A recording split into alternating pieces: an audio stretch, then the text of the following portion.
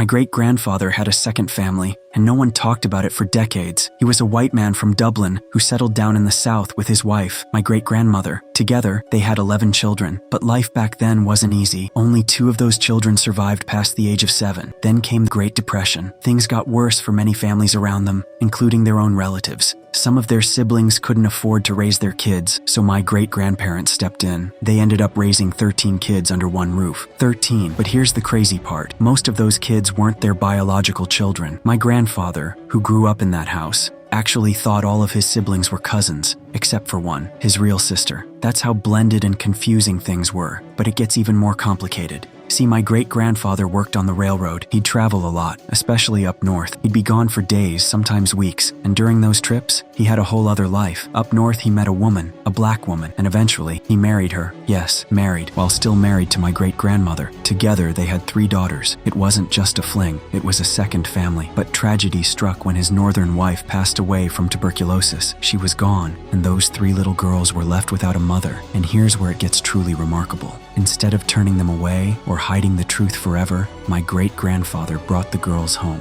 to his first wife, to the home already packed with nieces, nephews, and the 2 surviving kids they'd had together. And what did my great-grandmother do? She raised those girls as her own, loved them, fed them, clothed them, tucked them in every night. She had every reason to walk away, to say no, to hate those girls or resent her husband, but she didn't. She stayed, and more than that, she built a family where nobody felt like an outsider. Nobody was treated differently. Even though my grandfather didn't find out the truth until much later, those girls were his sisters in every sense that mattered. Now, I don't know if my great-grandmother ever forgave her husband completely. Maybe she did. Maybe she just loved the children enough to keep going. But I do know one thing. What she did was an act of pure strength and love. She held together a home full of grief, loss, struggle, and still made space for more. And today, when I think about family, it's not just about blood. It's about the people who stay, the people who choose to love, and the ones who hold everyone together, no matter how messy the past may be.